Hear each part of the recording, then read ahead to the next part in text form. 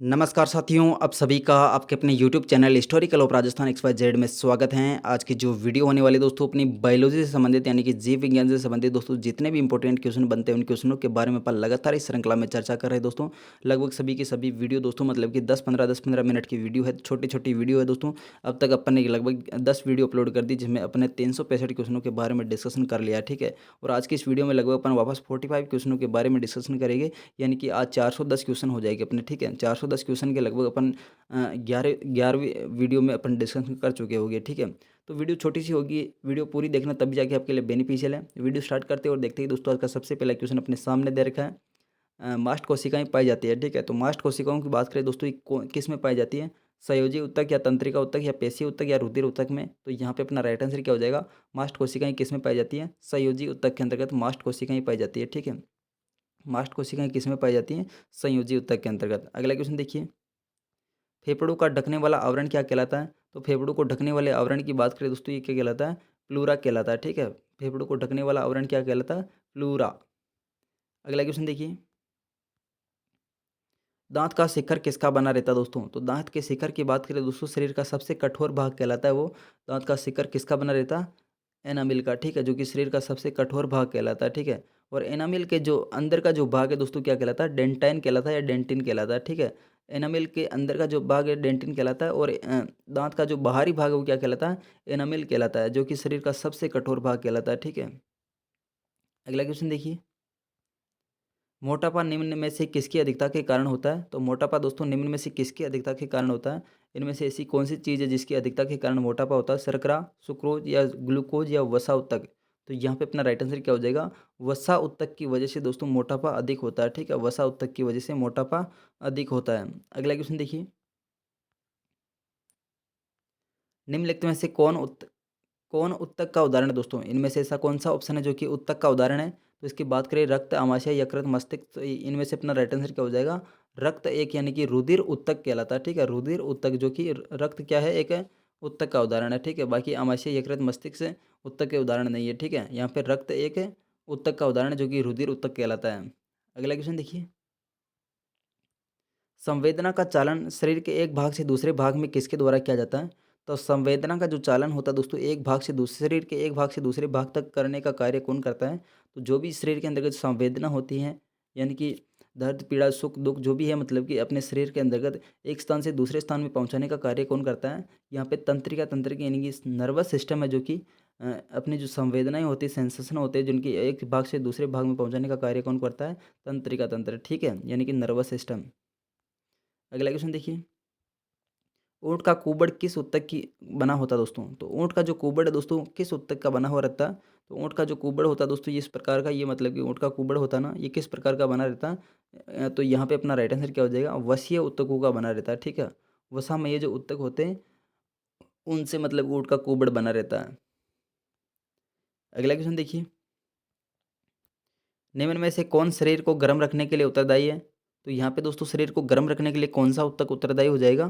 तो यहाँ पे अपना राइट आंसर क्या हो जाएगा? वसामय जो ऊतक है शरीर को गर्म रखते हैं, ठीक है। शरीर को गर्म रखने के लिए दोस्तों वसामय ऊतक होते हैं, ठीक है। जिसके शरीर में चर्बी ज़्यादा होती है उनको सर्दी नहीं लगती है, ठीक है। तो यहाँ पे मतलब कि चर्बी किससे बनती है? वसामय जो ऊतक होते हैं उनकी वजह से यहाँ पे चर्बी बनती है, ठीक है। तो यहाँ पे शरीर को गर्म रखने के लिए वसामय ऊतकों की आवश्यकता होती है। अगला क्वेश्चन देखिए, तंत्रिका ऊतक की इकाई है दोस्तों, तो तंत्रिका जो ऊतक है, तंत्रिका ऊतक की इकाई क्या कहलाती है? तो यहाँ पे अपना राइट आंसर क्या हो जाएगा दोस्तों? न्यूरॉन, ठीक है, न्यूरॉन।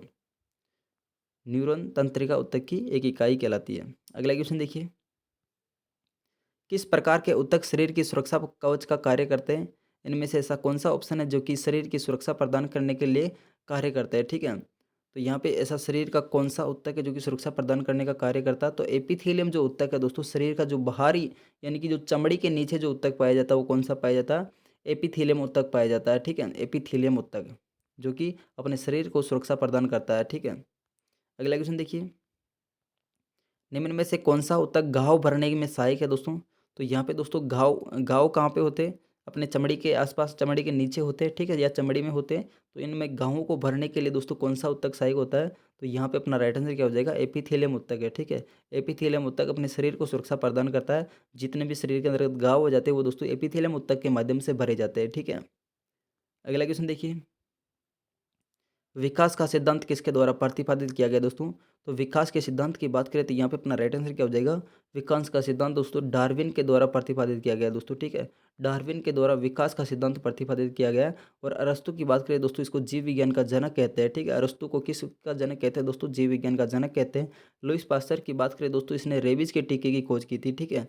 लुईस पास्चर की बात करें दोस्तों, इसने किसकी खोज की थी? रेबीज के टीके की खोज की थी। बाकी मेंडल की बात करें दोस्तों, मेंडल ने किसकी खोज की थी? ये अपने आनुवांशिकता के जनक कहलाते हैं, ठीक है। मटर के पौधों पे इन्होंने प्रयोग किए थे। मटर, बिल्ली और मतलब कि चूहों के अंतर्गत इन्होंने प्रयोग किए थे। यहाँ पे सबसे ज़्यादा जो इनके प्रयोग है दोस्तों, वो मतलब कि मटर के पौधे पे किए गए, ठीक है। इसकी वजह से इसको क्या कहते हैं दोस्तों? आनुवांशिकता का जनक कहते हैं, ठीक है। लुईस पास्चर दोस्तों रेबीज के टीके की खोज की थी। बाकी एडवर्ड जेनर की बात करें दोस्तों, इन एक तो लुईस पास्चर होता है, एक एडवर्ड जेनर दोस्तों।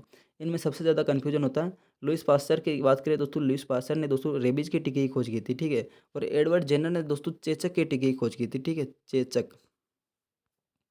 अगला क्वेश्चन देखिए, एडवर्ड जेनर ने निम्नलिखित में से किस रोग की खोज की थी? तो यहाँ पे वही क्वेश्चन आ गया दोस्तों वापस। तो एडवर्ड जेनर की बात करें दोस्तों, चेचक के टीके की खोज की थी, ठीक है।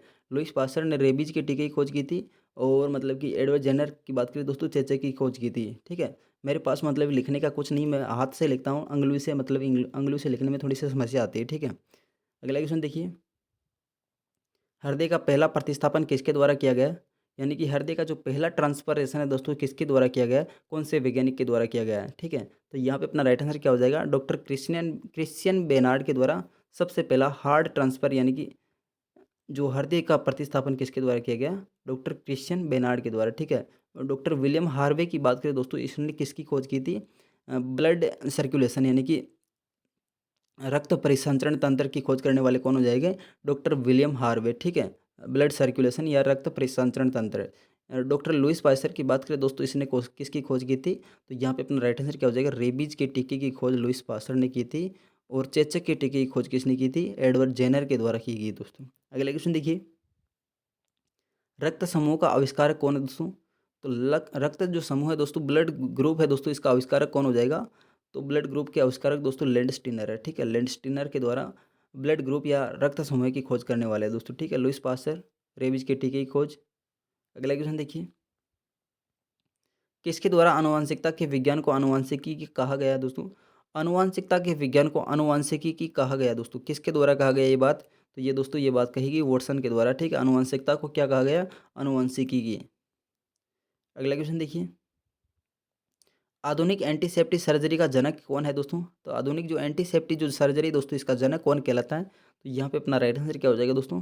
आधुनिक एंटीसेप्टिक जो सर्जरी दोस्तों, इसका जनक कहलाता है लिस्टर, ठीक है। लिस्टर के द्वारा आधुनिक एंटीसेप्टिक सर्जरी का जनक कहा जाता है दोस्तों। हार्वे की बात करें दोस्तों, ब्लड सर्कुलेशन से संबंधित है। पास्चर की बात करें दोस्तों, रेबीज के टीके से संबंधित है। एडवर्ड जेनर की बात करें दोस्तों, चेचक से संबंधित है। अगला क्वेश्चन देखिए, रेबीज के टीके की खोज किसने की थी दोस्तों? तो वापस वही क्वेश्चन आ गया दोस्तों। तो ये लुईस पास्चर के द्वारा रेबीज के टीके की खोज की थी दोस्तों। और एडवर्ड जेनर ने दोस्तों चेचक के टीके की खोज की थी। अगला क्वेश्चन देखिए, जनसंख्या का अध्ययन कहलाता है दोस्तों। तो जनसंख्या का जो अध्ययन है वो क्या कहलाता है? यहाँ पे अपना राइट आंसर क्या हो जाएगा? डेमोग्राफी, ठीक है। डेमोग्राफी जनसंख्या का अध्ययन कहलाता है। अगला क्वेश्चन देखिए, पारिस्थितिक विज्ञान को इकोलॉजी शब्द किसने दिया दोस्तों? तो यहाँ पे जो सॉरी यहाँ पे पारिस्थितिक जो विज्ञान है दोस्तों, इसको इकोलॉजी किससे संबंधित है? तो पारिस्थितिक विज्ञान के अंदर इकोलॉजी की बात करें दोस्तों, ये किससे संबंधित हो जाएगा? इकोलॉजी किससे संबंधित हो जाएगा? शरीर संरचना और वातावरण से संबंधित है, ठीक है। यानी कि बॉडी स्ट्रक्चर और एनवायरमेंट से संबंधित कौन सा शब्द है? इकोलॉजी, ठीक है। अगला क्वेश्चन देखिए, जेनेटिक्स में किसका अध्ययन किया जाता है? तो जेनेटिक्स के अंतर्गत किसका अध्ययन किया जाता है दोस्तों? तो इसका अपना राइट आंसर क्या हो जाएगा? जेनेटिक्स के अंतर्गत आनुवंशिकता एवं गुणसूत्रों का अध्ययन किया जाता है, ठीक है। जेनेटिक्स के अंतर्गत किसका अध्ययन किया जाता है? आनुवंशिकता और गुणसूत्रों का अध्ययन किया जाता है। अगला क्वेश्चन देखिए, कैंसर संबंधित रोग का अध्ययन कहलाता है दोस्तों। तो कैंसर संबंधित जो रोग है दोस्तों, इसका अध्ययन क्या कहलाता है? तो इसकी बात करें तो यहाँ पे अपना राइट आंसर क्या हो जाएगा? कैंसर जनित जो रोग है दोस्तों, इसका अध्ययन कहलाता है ऑन्कोलॉजी, ठीक है। ऑन्कोलॉजी कैंसर संबंधित रोगों का अध्ययन कहलाता है, ऑन्कोलॉजी। अगला क्वेश्चन देखिए, मनुष्य के वातावरण को सुधारने से नस्ल सुधारना कहलाता है। तो जो मनुष्य का जो वातावरण है उसको सुधारने से एक नस्ल सुधारना कहलाता है। ये क्या कहलाता है? तो यहाँ पे अपना राइट आंसर क्या हो जाएगा? यूथेनिक्स है, ठीक है। यूथेनिक्स क्या कहलाता है? एक यूथ को सुधारना, यानी कि एक नस्ल सुधारना कहलाता है। तो यहाँ पे अपना राइट आंसर क्या हो जाएगा? यूथेनिक्स कहलाता है, ठीक है। अगला क्वेश्चन देखिए, वंशागति के नियमों का अध्ययन कहलाता है। तो वंशागति का जो नियम है दोस्तों, इसका अध्ययन कहते हैं दोस्तों, इसको अध्ययन को क्या कहते हैं? अनुवांशिकी की, ठीक है, अनुवांशिकी की। वंशागति के जो नियम है दोस्तों, उनको क्या कहते हैं? अनुवांशिकी की। अगला क्वेश्चन देखिए, मछलियों से संबंधित अध्ययन क्या कहलाता है? तो मछलियों से संबंधित जो अध्ययन है वो क्या कहलाता है दोस्तों? इक्थियोलॉजी, ठीक है, इक्थियोलॉजी, इक्थियोलॉजी कहलाता है। मछलियों से संबंधित अध्ययन क्या कहलाता है? इक्थियोलॉजी। अगला क्वेश्चन देखिए, रक्त में एंटीबॉडी एवं एंटीजन के अध्ययन को क्या कहते हैं दोस्तों? रक्त में एंटीबॉडी एवं एंटीजन के अध्ययन को क्या कहते हैं? तो यहाँ पे अपना राइट आंसर क्या हो जाएगा दोस्तों? रक्त में एंटीबॉडी एवं एंटीजन के अध्ययन को सीरोलॉजी के नाम से जाना जाता है, ठीक है, सीरोलॉजी। रक्त में एंटीबॉडी एवं एंटीजन के अध्ययन को क्या कहते हैं दोस्तों? सीरोलॉजी, ठीक है। अगला क्वेश्चन देखिए, जीवों के संक्रमण के विरुद्ध प्रतिरोध का अध्ययन क्या किया जाता है? तो जीवों में जो संक्रमण के विरुद्ध प्रतिरोध का अध्ययन किस में किया जाता है? तो यहाँ पे अपना राइट आंसर क्या हो जाएगा दोस्तों? इम्यूनोलॉजी, ठीक है, इम्यूनोलॉजी। इम्यूनो सिस्टम यानी कि अपना जो शरीर का प्रतिरक्षा तंत्र क्या कहलाता है? इम्यूनो सिस्टम कहलाता है। और जीवों के संक्रमण के विरुद्ध प्रतिरोध का अध्ययन किस में किया जाता है? इम्यूनोलॉजी में किया जाता है, ठीक है, यानी कि प्रतिरक्षा जो तंत्र है दोस्तों, इसका अध्ययन किस में किया जाता है? इम्यूनोलॉजी के अंतर्गत। अगला क्वेश्चन देखिए, अस्थियों का अध्ययन विज्ञान किस शाखा के अंतर्गत किया जाता है? तो अस्थियों का अध्ययन विज्ञान की किस शाखा के अंतर्गत किया जाता है? तो यहाँ पे अपना राइट आंसर क्या हो जाएगा? ऑस्टियोलॉजी, ठीक है, ऑस्टियोलॉजी के अंतर्गत अस्थियों के विज्ञान से संबंधित शाखा है दोस्तों, जिसके अंतर्गत अध्ययन किया जाता है अस्थियों का। अगला क्वेश्चन देखिए, मानव त्वचा का अध्ययन करने वाले विज्ञान क्या कहलाती है? तो मानव जो त्वचा दोस्तों, इसका जो अध्ययन है दोस्तों, इसका अध्ययन करना किस शाखा के अंतर्गत किया जाता है? तो ये दोस्तों डर्मेटोलॉजी के अंतर्गत किया जाता है, ठीक है, डर्मेटोलॉजी। डर्मेटोलॉजी में दोस्तों मानव जो त्वचा है इसका अध्ययन किया जाता है, ठीक है। अगला क्वेश्चन देखिए, निम्नलिखित में से कौन अधिकतम ध्वनि प्रदूषण का कारण है दोस्तों? तो इनमें से ऐसा कौन सा एक कारण है जो कि अधिकतम ध्वनि प्रदूषण का है? तो यहाँ पे पॉप संगीत दोस्तों नॉर्मल संगीत होता है, निर्वाचन सभाएं दोस्तों ये भी एक नॉर्मल ध्वनि प्रदूषण होता है, लेकिन जेट जो उड़ान है दोस्तों अधिकतम ध्वनि प्रदूषण का कारण है दोस्तों, ठीक है, जेट विमान। अगला क्वेश्चन देखिए, मानव जनित पर्यावरण प्रदूषण कहलाता है। तो मानव जनित जो पर्यावरण प्रदूषण है वो क्या कहलाता है? मानव के द्वारा कोई भी पर्यावरण प्रदूषण किया जाता है वो क्या कहलाता है? परजैविक, ठीक है, परजैविक। अगला क्वेश्चन देखिए, ऊर्जा के किस रूप में प्रदूषण की समस्या नहीं होती है? तो ऊर्जा का कौन सा रूप है जिसके अंतर्गत प्रदूषण की समस्या नहीं होती है? तो कोयले से प्रदूषण होता है, पेट्रोल से प्रदूषण होता है, परमाणु से प्रदूषण होता है, लेकिन सौर ऊर्जा से दोस्तों कोई भी प्रदूषण नहीं होता है। तो यहाँ पे अपना राइट आंसर क्या हो जाएगा? सौर ऊर्जा, जिसके माध्यम से कोई भी प्रदूषण की समस्या सामने नहीं आती है। अगला क्वेश्चन देखिए, वैश्विक तापन के फलस्वरूप हो सकता है। तो वैश्विक जो विश्व का जो तापमान बढ़ता है दोस्तों, उसके कारण क्या घटना घटित हो सकती है? तो समुद्र तल में वृद्धि होती है। तो समुद्र तल में वृद्धि कैसे होती है? मतलब कि तट रेखा में परिवर्तन होता है, ठीक है, जो समुद्र की जो तट रेखा है दोस्तों उसके अंतर्गत परिवर्तन होता है, यानी कि जो तट रेखा दोस्तों उसमें क्या होती है? वृद्धि होती है, ठीक है। वृद्धि कैसे होती है? जो अभी मतलब कि बर्फ के रूप में जो बर्फ़ के रूप में पहाड़ वगैरह है जो वैश्विक तापमान की वजह से पिघलने लग जाते हैं, ठीक है। पिघलने की वजह से दोस्तों समुद्र का जो स्तर है दोस्तों, पानी का स्तर है, उसमें वृद्धि हो जाती है, तो उसकी जो तट रेखा उसमें परिवर्तन हो जाता है, ठीक है। तो यहाँ पे अपना राइट आंसर क्या हो जाएगा? तट रेखा में परिवर्तन होता है, ठीक है। अगला क्वेश्चन देखिए, वायुमंडल में उपस्थित ओजोन परत अवशोषित करती है। तो दोस्तों वायुमंडल में जो उपस्थित ओजोन परत है अवशोषित करती है, ये कहाँ पे अवशोषित करती है? तो ये दोस्तों कहाँ पे करती है? अंटार्कटिका के ऊपर, ठीक है, अंटार्कटिका के ऊपर। अंटार्कटिका के ऊपर दोस्तों ओजोन परत अवशोषित करती है। अगला क्वेश्चन देखिए, धूल प्रदूषण को रोकने के लिए उपयुक्त वृक्ष कौन सा है? तो धूल प्रदूषण को रोकने के लिए दोस्तों उपयुक्त वृक्ष की बात करें दोस्तों, यहाँ पे अपना राइट आंसर क्या हो जाएगा? नीम का पौधा दोस्तों धूल प्रदूषण को रोकने के लिए उपयुक्त उदाहरण है दोस्तों, ठीक है। रेगिस्तान में जो पौधे होते हैं दोस्तों वो क्या कहलाते हैं? तो रेगिस्तान के जो पौधे हैं दोस्तों क्या कहलाते हैं? जीरोफाइट कहलाते हैं, ठीक है, जीरोफाइट। रेगिस्तान के पौधे क्या कहलाते हैं दोस्तों? जीरोफाइट। अगला क्वेश्चन देखिए, निम्नलिखित में से कौन सा कृषि कार्य पर्यावरणीय दृष्टि से उपयुक्त है दोस्तों? तो इनमें से ऐसा कौन सा कार्य जो कि पर्यावरण की दृष्टि से उपयुक्त है? तो यहाँ पे किस्मों का उत्पादन स्थानांतरित कृषि है, इनमें से कोई नहीं। तो यहाँ पे कार्बनिक जो कृषि है दोस्तों, ये एक पर्यावरणीय दृष्टि से उपयुक्त कृषि मानी जाती है, ठीक है, कार्बनिक कृषि। अगला क्वेश्चन देखिए, सबसे स्थायी पारिस्थितिक तंत्र किस में पाया जाता है? तो सबसे स्थायी पारिस्थितिक तंत्र की बात करें दोस्तों, इकोसिस्टम की बात करें दोस्तों, सबसे स्थायी कहाँ पे पाया जाता है? ये दोस्तों समुद्र के अंतर्गत सबसे स्थायी इकोसिस्टम पाया जाता है, यानी कि पारिस्थितिक तंत्र पाया जाता है। अगला क्वेश्चन देखिए, वायु एवं जल की क्रिया द्वारा भूमि का हटाव कहलाता है। तो वायु और जल के द्वारा जो भूमि की जो कटाव होता है दोस्तों, ये प्रक्रिया क्या कहलाती है, या हटाव या कटाव प्रक्रिया क्या कहलाती है, अपरदन कहलाती है। ठीक है, हवा के द्वारा भी दोस्तों भूमि अपरदन होता है, और जल की प्रक्रिया के द्वारा भी दोस्तों भूमि अपरदन होता है, तो ये अपरदन कहलाता है। ठीक है, अगला क्वेश्चन देखिए, हाइड्रोफाइट कहलाते हैं। तो हाइड्रोफाइट की बात करें दोस्तों, हाइड्रोफाइट अपने जो भी जलीय पौधे हैं उनको क्या कहते हैं, हाइड्रोफाइट की श्रेणी में आते हैं। ठीक है, जितने भी जलीय पौधे दोस्तों हाइड्रोफाइट की श्रेणी में आते हैं। अगला क्वेश्चन देखिए, निम्नलिखित में से कौन सा पौधा मरुदभिद है दोस्तों। तो इनमें से ऐसा कौन सा पौधा है जो कि मरुदभिद की श्रेणी में आता है। तो अमरबेल की बात करें दोस्तों, ये मरुदभिद की श्रेणी में नहीं आता है, नीम भी नहीं आता, सरसों भी नहीं आती है। ठीक है, यहाँ पे जो करेल नामक जो पौधा है दोस्तों, ये किस में आता है दोस्तों, मरुदभिद की श्रेणी में आता है। ठीक है, मरुदभिद। अगला क्वेश्चन देखिए, पर्यावरण के अजैव अवयव का उदाहरण है दोस्तों। तो यहाँ पे पर्यावरण का जो अजैव अवयव का उदाहरण है दोस्तों, एक तो जैव और एक अजैव होता है। ठीक है, तो यहाँ पे अजैव की बात की गई, अजैव अवयव कौन सा है दोस्तों। तो यहाँ पे वनस्पति जैव है दोस्तों, जानवर जैव है। बाकी वायु की बात करें दोस्तों, अजैव अवयव है दोस्तों। ठीक है, पर्यावरण का।